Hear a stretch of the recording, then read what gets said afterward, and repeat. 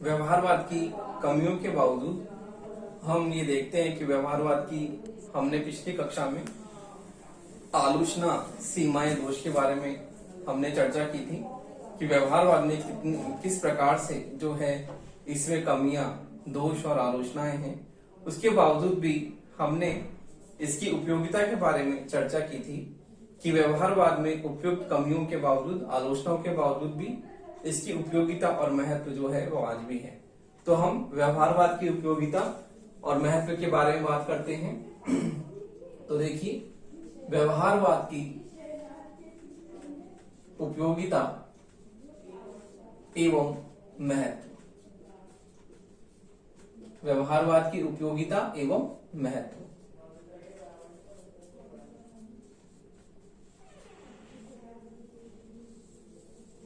देखिए, पहला पॉइंट है व्यवहारवाद की उपयोगिता महत्व के बारे में कि नए राजनीति विज्ञान की स्थापना जो है वो इसने की। नए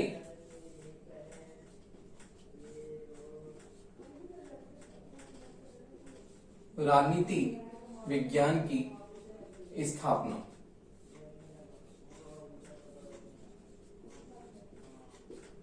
जहां पर राजनीति विज्ञान का अध्ययन परंपरागत रूप से किया जा रहा था, उसके स्थान पर अब परंपरागत राजनीति विज्ञान के स्थान पर अध्ययन का नया दृष्टिकोण, जिसे हम आधुनिक दृष्टिकोण कहते हैं, उस आधुनिक दृष्टिकोण का निर्माण हुआ और परंपरागत दृष्टिकोण के स्थान पर राजनीति विज्ञान का अध्ययन एक नए रूप में किया जाने लगा, जिसे हम आधुनिक दृष्टिकोण कहते हैं, जिसमें राजनीति विज्ञान में मूल्यों के स्थान पर तथ्यों को बल दिया गया और राजनीति विज्ञान को एक विशुद्ध विज्ञान के रूप में एक नई पहचान जो है इस क्रांति ने दी। क्योंकि अब राजनीति विज्ञान को एक विशुद्ध विज्ञान के रूप में इसे नया स्थान दिलाने के लिए भरकस प्रयास किए जाने लगे। सभी व्यवहारवादी इस बात में जुट गए कि राजनीति विज्ञान को किस प्रकार से शुद्ध रूप से इसे विज्ञान बनाया जाए, विज्ञान बनाया जाने लगे। इस बात में सभी व्यवहारवादी जुट गए कि राजनीति विज्ञान को किस प्रकार से हम राजनीति शास्त्र को विज्ञान के रूप में एक नए विषय के रूप में इसे स्थान दिलाएं। तो अब बात यह थी कि राजनीति विज्ञान को विज्ञान किस प्रकार बनाया जाए। इस होड़ में सभी व्यवहारवादी जो है इस अपने महत्वपूर्ण प्रयास में लग गए और इसमें राजनीति विज्ञान में विशुद्ध रूप से इसे विज्ञान बनाने के लिए नई वैज्ञानिक तकनीकों, नई वैज्ञानिक पद्धतियों का जो है इसमें प्रयोग किया जाने लगा, जिसके कारण ये विषय एक नए रूप में पहचान इसे विज्ञान के रूप में जो है इसे मिले। तो अब ये प्रयास किया जाने लगा कि किस प्रकार से इस विषय को विज्ञान के रूप में जो है नई पहचान मिले। तो इसलिए हम कहते हैं कि राजनीति विज्ञान, नए राजनीति विज्ञान की स्थापना जो है इस क्रांति ने की। इस क्रांति के कारण ही राजनीति शास्त्र को अब राजनीति विज्ञान के रूप में जाना जाने लगा, क्योंकि अब परंपरागत दृष्टिकोण के स्थान पर राजनीति विज्ञान में नए दृष्टिकोण का, आधुनिक दृष्टिकोण का जन्म हुआ, जिसने इसे एक नए विषय के रूप में एक नई पहचान दिलाई और अब नए राजनीति विज्ञान की जो है स्थापना की गई। तो देखिए, इसने नए राजनीति विज्ञान की स्थापना की। मूल्य निरपेक्ष और यथार्थवादी अध्ययन। अब अध्ययन भी कैसा किया जाने लगा? मूल्य निरपेक्ष, वस्तुनिष्ठ, मूल्य निरपेक्ष, वस्तुनिष्ठ व यथार्थवादी अध्ययन। तो देखिए, अब राजनीति विज्ञान में एक नए विज्ञान की स्थापना की गई। मूल्य निरपेक्ष, वस्तुनिष्ठ और यथार्थवादी अध्ययन किया जाने लगा, जहां परंपरागत दृष्टिकोण केवल आदर्श नैतिकता इसकी बात ही करता था। मूल्यों की बात ही करता था। इसी कारण हम परंपरागत दृष्टिकोण को मूल्यात्मक अध्ययन भी कहते हैं, कि मूल्यात्मक दृष्टिकोण भी है। इसे हम आदर्शात्मक दृष्टिकोण भी कहते हैं, क्योंकि इसमें आदर्श और मूल्यों को ही महत्वपूर्ण स्थान दिया गया था। तो देखिए, अब राजनीति विज्ञान में आदर्श, मूल्य, नैतिकता के स्थान पर मूल्य निरपेक्ष अध्ययन की बात की गई, वस्तुनिष्ठ और यथार्थवादी अध्ययन की बात की गई, जहां पे केवल अध्ययन आदर्शवादिता पर आधारित था, लेकिन अब यथार्थवादी अध्ययन की बात की गई। तो देखिए, राजनीति विज्ञान को एक नए राजनीति विज्ञान के रूप में इसने स्थापना की। अगला है राजनीति विज्ञान का वैज्ञानिकरण करने का प्रयत्न। दूसरा पॉइंट है राजनीति विज्ञान का वैज्ञानिकरण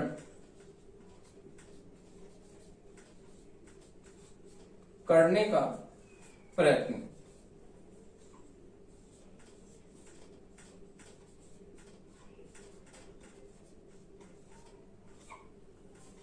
तो देखिए, अब राजनीति विज्ञान को एक नए विज्ञान के रूप में इसे स्थान दिया गया और अब नए राजनीति विज्ञान की स्थापना की गई।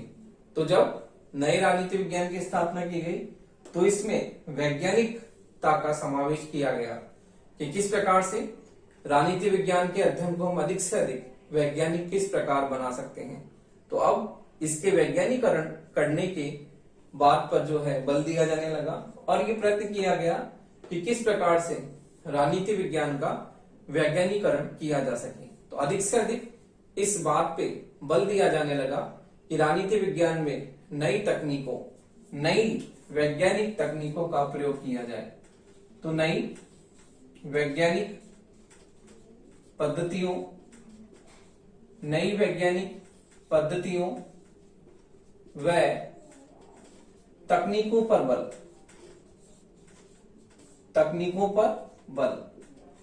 तो देखिए, नई तकनीकें कैसे, जैसे प्रश्नावली, सर्वेक्षण, साक्षात्कार, प्रश्नावली, सर्वेक्षण, साक्षात्कार, इन सब नई अध्ययन पद्धतियों का जो है वो समावेश किया जाने लगा। किस प्रकार से राजनीति विज्ञान को अधिक से अधिक हम वैज्ञानिक किस प्रकार से बना सकते हैं।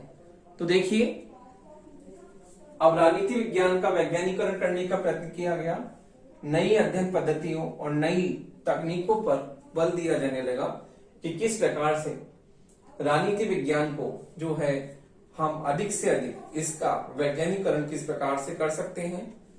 अध्ययन में नई वैज्ञानिक पद्धतियों और नई तकनीकों का प्रयोग किया जाने लगा कि अध्ययन किस प्रकार से विशुद्ध विज्ञान के रूप में जो है इसे नई पहचान मिलेगी और अध्ययन किस प्रकार से विशुद्ध विज्ञान के रूप में जो है वो बनाया जा सकता है।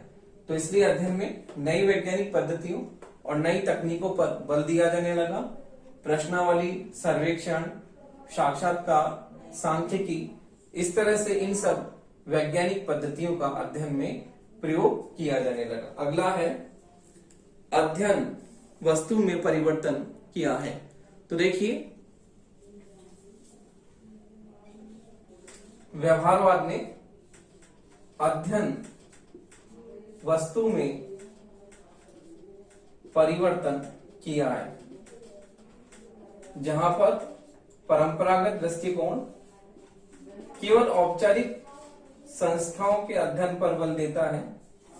उसका ये मानना है कि राजनीति विज्ञान का मतलब राज्य और सरकार तक ही सीमित है। जैसे कि गार्डनर की परिभाषा भी है कि राजनीति विज्ञान का प्रारंभ और अंत राज्य के साथ ही होता है। तो इसमें अध्ययन वस्तु में परिवर्तन किया है, जहां परंपरागत दृष्टिकोण केवल औपचारिक संस्थाओं के अध्ययन पर ही बल देता है और केवल राज्य और सरकार तक ही इसको सीमित करता है कि राज्य और सरकार तक ही क्या है, राजनीति विज्ञान सीमित है। तो राजनीति विज्ञान का विषय क्षेत्र केवल राज्य और सरकार ही है, तो ये केवल राज्य और सरकार तक की राजनीति विज्ञान को सीमित करने की बात करता है कि राजनीति विज्ञान का अध्ययन जो है वो केवल राज्य और सरकार तक ही सीमित है। तो ये केवल औपचारिक संस्थाओं के अध्ययन पर ही बल देता है, जबकि जो आधुनिक दृष्टिकोण है, व्यवहारवादी दृष्टिकोण है, वो औपचारिक संस्थाओं के साथ साथ अनौपचारिक संस्थाओं के अध्ययन पर भी बल देता है। किस प्रकार से? इसमें मानव के राजनीतिक व्यवहार के जो है प्रमुख विषय वस्तु माना गया है कि मानव का जो राजनीतिक व्यवहार है वो अध्ययन का केंद्र बिंदु है राजनीति विज्ञान का। तो इसमें अध्ययन का केंद्र बिंदु मानव के राजनीतिक व्यवहार को माना गया है, और इसके साथ ही जो है औपचारिक के साथ साथ अनौपचारिक संस्थाओं, शक्ति, सत्ता, प्रभाव आदि जो है अनौपचारिक संस्थाओं को जो कि मानव के व्यवहार को प्रभावित करती हैं, उनको भी जो है इसमें महत्वपूर्ण स्थान दिया गया है। तो मानव के राजनीतिक व्यवहार को प्रभावित करने वाले जो महत्वपूर्ण घटक हैं, महत्वपूर्ण कारक हैं, उनका भी जो है इसमें जो है अध्ययन में समावेश किया गया है। तो इसलिए हम ये कहते हैं कि व्यवहारवादी क्रांति ने अध्ययन वस्तु में भी क्या है परिवर्तन किया है। अगला है अंतर अनुशासनात्मक दृष्टिकोण की स्थापना। तो देखिए, अंतर अनुशासनात्मक दृष्टिकोण की स्थापना इसने की है। अंतर अनुशासनात्मक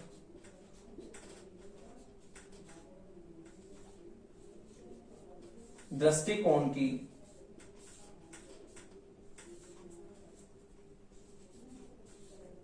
स्थापना।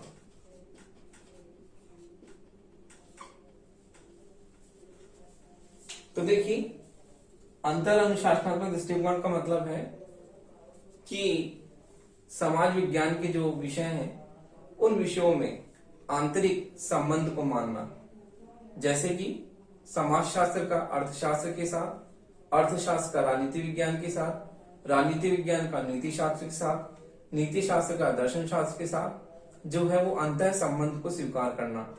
तो ये इंटरडिसिप्लिनरी जो अप्रोच है, वो इंटरडिसिप्लिनरी अप्रोच जो है अंतर अनुशासनात्मक दृष्टिकोण जो ये मानता है कि राजनीति विज्ञान का जो अन्य समाज विज्ञानों के साथ में आंतरिक संबंध है। तो ये राजनीति विज्ञान का अन्य समाज विज्ञानों के साथ संबंध की बात करता है, जिसे हम अंतर अनुशासनात्मक दृष्टिकोण कहते हैं। एक विषय का दूसरे विषय के साथ में जो है आंतरिक संबंध, घनिष्ठ संबंध को मानना कि राजनीति जो समाज विज्ञान के जो विषय हैं, सोशल साइंस के जितने भी विषय हैं, उन सभी विषयों में हम आंतरिक एकता की बात करते हैं कि इनमें घनिष्ठ संबंध पाया जाता है और एक विषय दूसरे विषय से क्या है सह संबंध रखता है। तो ये दृष्टिकोण एक विषय का दूसरे विषय के साथ सह संबंध को मानता है, और व्यवहारवाद के कारण ही राजनीति विज्ञान में अंतर अनुशासनात्मक दृष्टिकोण की स्थापना हुई कि समाज विज्ञान के जो विषय हैं वो एक दूसरे के साथ किस प्रकार से जुड़े हुए हैं। इन सभी विषयों में हम घनिष्ठ संबंध की बात करते हैं कि एक विषय दूसरे विषय के साथ में किस प्रकार से आंतरिक रूप से जो है वो पूरी तरह से हम एक विषय का दूसरे विषय के साथ सहसंबंध मानते हैं कि इन विषयों में आंतरिक रूप से जो है एकता पाई जाती है और इनमें घनिष्ठता पाई जाती है। तो हम एक विषय का दूसरे विषय के साथ में इसमें संबंध स्थापित करने की बात करते हैं। अगला पॉइंट देखिए, अगला पॉइंट है वैकल्पिक धारणाएं प्रस्तुत की हैं। तो देखिए, वैकल्पिक धारणाएं जो है वो इसमें किस प्रकार से प्रस्तुत की हैं। वैकल्पिक धारणाएं प्रस्तुत की हैं। व्यवहारवाद ने राजनीति विज्ञान में कुछ वैकल्पिक धारणाएं भी जो है वो प्रस्तुत की हैं कि किस प्रकार से इन धारणाओं का राजनीतिक विज्ञान में वैकल्पिक गलत हो गया, एक मिनट,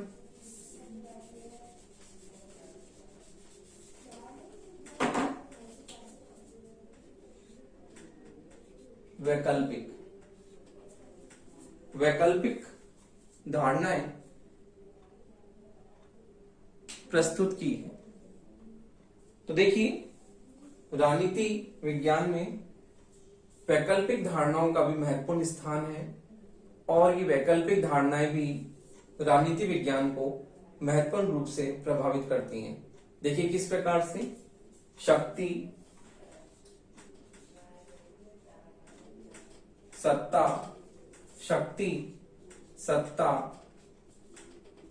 मतदान को प्रभावित करने वाले कारक, मतदान को प्रभावित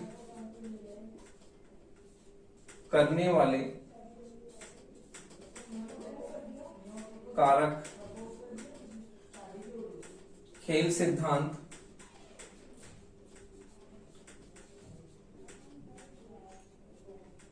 आदि। तो देखिए राजनीति विज्ञान में इन वैकल्पिक धारणाओं का भी महत्वपूर्ण स्थान है और ये वैकल्पिक धारणाएं भी जो है महत्वपूर्ण स्थान रखती हैं। तो शक्ति, सत्ता, मतदान, खेल सिद्धांत, ये सब जो है मतदान के बाद में खेल सिद्धांत है,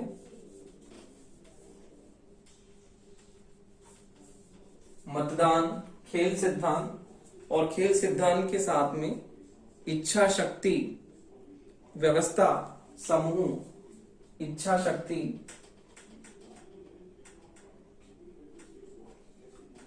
शक्ति, व्यवस्था, समूह,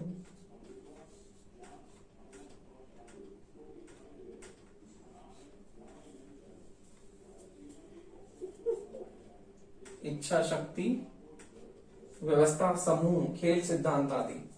तो ये वैकल्पिक धारणाएं भी जो है वो राजनीतिक विज्ञान में महत्वपूर्ण स्थान रखती हैं और अध्ययन को विशेष रूप से प्रभावित करती हैं। इसलिए राजनीति विज्ञान में इन वैकल्पिक धारणाओं का भी महत्वपूर्ण स्थान है।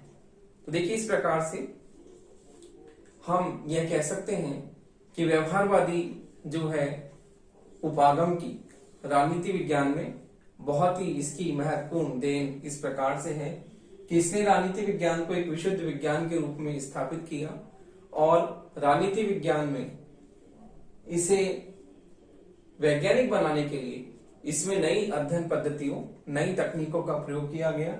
इसके साथ साथ ही जहां अध्ययन में औपचारिक संस्थाओं की बात ही की जाती थी, केवल ये अध्ययन राज्य और सरकार तक ही सीमित था।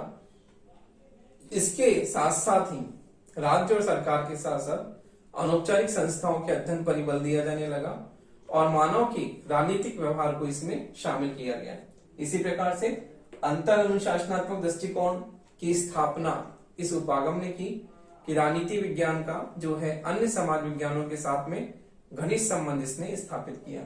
इसी प्रकार से वैकल्पिक धारणाएं प्रस्तुत की कि राजनीति विज्ञान में नई जो है वैकल्पिक धारणाओं का महत्वपूर्ण स्थान है और ये भी अध्ययन को महत्वपूर्ण रूप से प्रभावित करती हैं।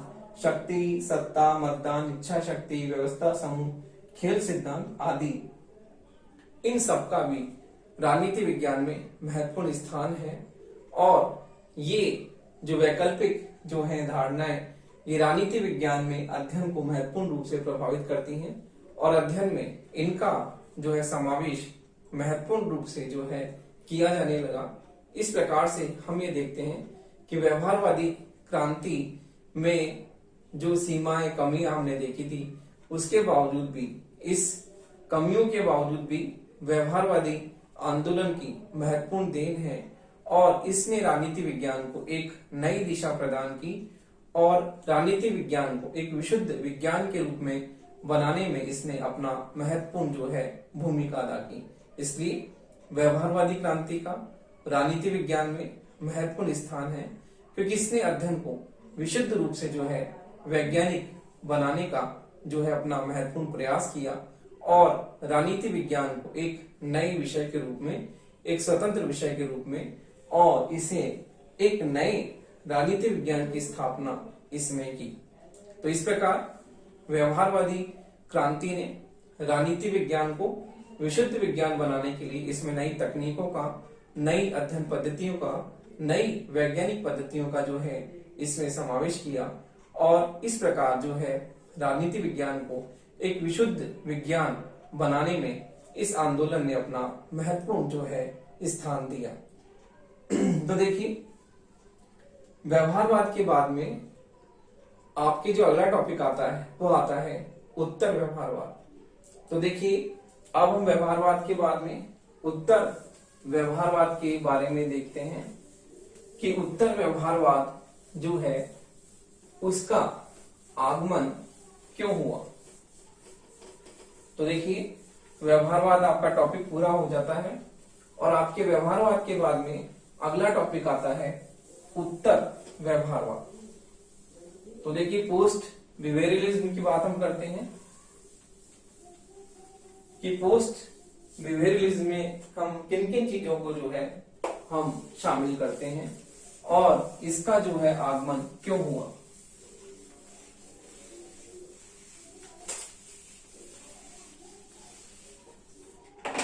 तो देखिए, उत्तर व्यवहारवाद आपका अगला टॉपिक आता है। व्यवहारवाद के बाद में उत्तर व्यवहारवाद।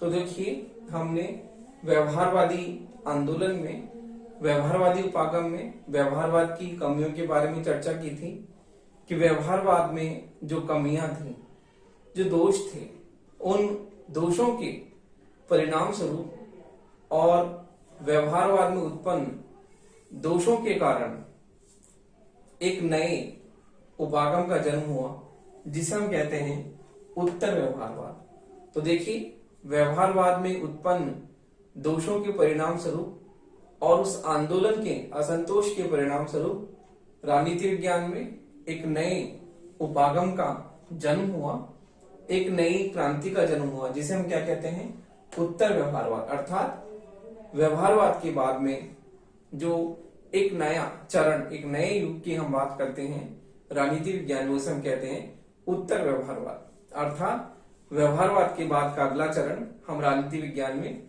उत्तर व्यवहारवाद को लेते हैं। तो देखिए, हमने अभी व्यवहारवाद की कमियों के बारे में चर्चा की कि व्यवहारवाद में किस प्रकार से जो कमियां हमने पिछली कक्षा में हमने चर्चा की थी कि किस प्रकार उसमें जो कमियां, सीमाएं, दोष रह गए थे वो क्या थे। तो देखिए, उनसे दोषों के परिणाम स्वरूप, उनसे व्यवहारवाद के असंतोष के परिणाम स्वरूप जो व्यवहारवाद में जो कमियां रह गई थी, उनसे असंतोष से उत्पन्न एक नई क्रांति का जन्म हुआ जिसे हम क्या कहते हैं, उत्तर व्यवहारवादी क्रांति। यह एक बौद्धिक क्रांति थी क्योंकि इसमें व्यवहारवाद में जो दोष, जो कमियां रह गई थी, उन दोषों को दूर करने के लिए इस क्रांति का जो है आगमन राजनीति विज्ञान में हुआ। और इस क्रांति ने जो है अपने दो महत्वपूर्ण नारे जो है दिए, अर्थात दो तत्वों पर इसने महत्वपूर्ण रूप से बल दिया, कर्म और प्रासंगिकता।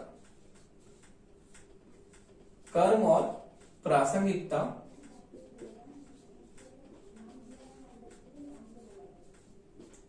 इन दो तत्वों पर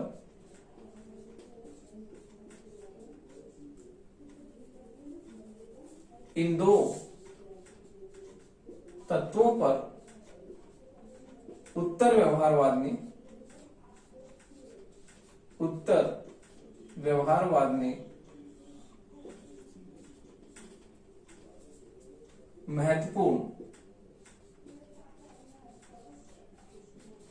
बल दिया। तो देखिए, कर्म और प्रासंगिकता इस उपागम का नारा था। इस उपागम ने कर्म और प्रासंगिकता को महत्वपूर्ण रूप से जो है अपना मूल माना कि कर्म और प्रासंगिकता महत्वपूर्ण रूप से इसने अपने अध्ययन में इनको जो है स्थान दिया। तो व्यवहारवाद में जो कमियां रह गई थी हमने पिछली कक्षा में देखा था कि व्यवहारवादी क्रांति में क्या क्या कमियां थी। तो हम देखते हैं केवल उसमें तथ्यों को ही महत्वपूर्ण स्थान दिया गया, जबकि उत्तर व्यवहारवाद का जन्म इसलिए हुआ कि जो व्यवहारवाद ने जो महत्वपूर्ण अपनी गलती थी, अपनी महत्वपूर्ण भूल की थी, अध्ययन में केवल तथ्यों को ही जो है स्थान दिया और मूल्यों को बिल्कुल नकार दिया। तो देखिए इसमें उत्तर व्यवहारवाद में तथ्यों के साथ साथ तथ्यों के साथ साथ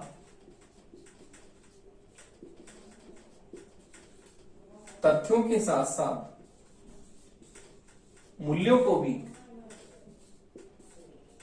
तथ्यों के साथ साथ मूल्यों को भी अध्ययन में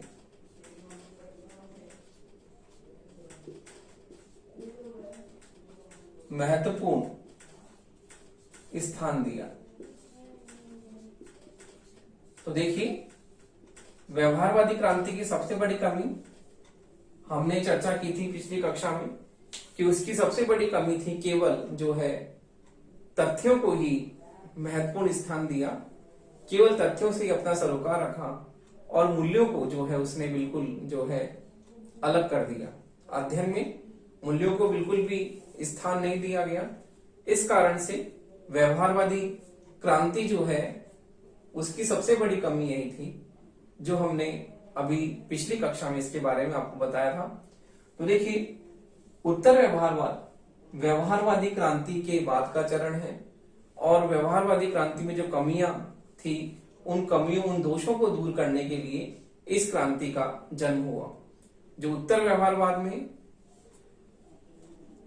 तथ्यों के साथ साथ जब व्यवहारवाद में केवल तथ्यों को ही अध्ययन में स्थान दिया गया, लेकिन इस उपागम ने तथ्यों के साथ साथ मूल्यों को भी जो है अध्ययन में महत्वपूर्ण स्थान दिया। तो इसलिए देखिए उत्तर व्यवहारवादी क्रांति में मूल्यों को जो है महत्वपूर्ण स्थान दिया जाने लगा। तो अब जो कमी व्यवहारवाद की हमें महत्वपूर्ण रूप से हमें स्पष्ट रूप से सामने आई कि इसमें केवल तथ्यों को ही ज्यादा स्थान दिया गया, लेकिन इस कमी को दूर करने के लिए उत्तर व्यवहारवाद का जन्म हुआ।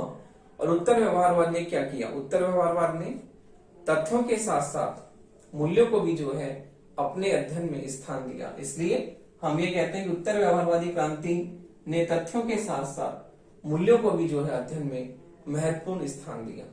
तो देखिए इस प्रकार हम उत्तर व्यवहारवाद की परिभाषा के रूप में ये कह सकते हैं कि उत्तर व्यवहारवाद जो है वो व्यवहारवाद से उत्पन्न कमियों, दोषों के असंतोष के परिणाम स्वरूप राजनीति विज्ञान में एक नई क्रांति का जन्म हुआ, जिसे हम उत्तर व्यवहारवाद कहते हैं, और जिसने कर्म और प्रासंगिकता दो महत्वपूर्ण जो है अपने पक्षों पर बल दिया, दो महत्वपूर्ण तत्वों पर बल दिया, कर्म और प्रासंगिकता।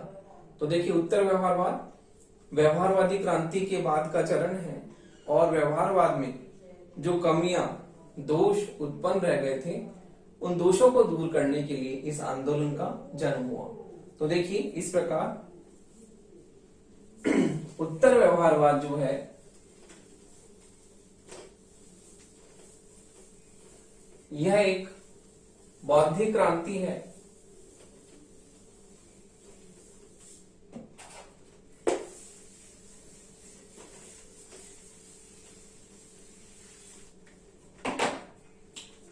यह एक बौद्धिक क्रांति है। यह एक बौद्धिक क्रांति है जो व्यवहारवाद से उत्पन्न असंतोष, व्यवहारवाद से उत्पन्न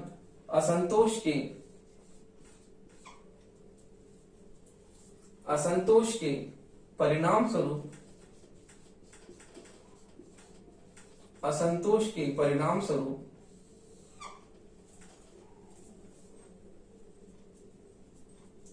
यह एक बौद्धिक क्रांति है जो व्यवहारवाद से उत्पन्न असंतोष के परिणाम स्वरूप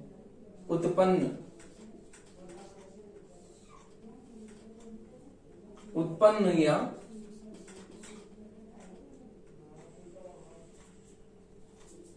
व्यवहारवाद के असंतोष के परिणाम स्वरूप उत्पन्न हुआ परिणाम स्वरूप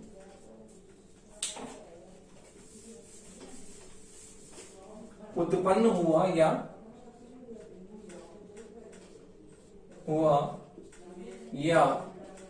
अस्तित्व में आया। तो देखिए, उत्तर व्यवहारवाद एक बौद्धिक क्रांति है जो व्यवहारवाद से उत्पन्न असंतोष के परिणाम स्वरूप इसका जन्म हुआ, इस उपागम का, या ये अस्तित्व में आया। तो देखिए, इस प्रकार से हम यह कह सकते हैं कि व्यवहारवादी क्रांति में जो उत्पन्न कमियां थी, जो दोष थे, उन दोषों से असंतोष के परिणाम स्वरूप राजनीति विज्ञान में एक नई क्रांति का जन्म हुआ जिसे हम उत्तर व्यवहारवादी क्रांति कहते हैं। और इसने कर्म और प्रासंगिकता इन दो प्रमुख तत्वों पर जो है विशेष रूप से बल दिया। तो देखिए, इस प्रकार व्यवहारवादी आंदोलन में जो कमियां थी उन कमियों को दूर करने के लिए एक नई उपागम का जन्म हुआ जिसे हम उत्तर व्यवहारवादी क्रांति कहते हैं।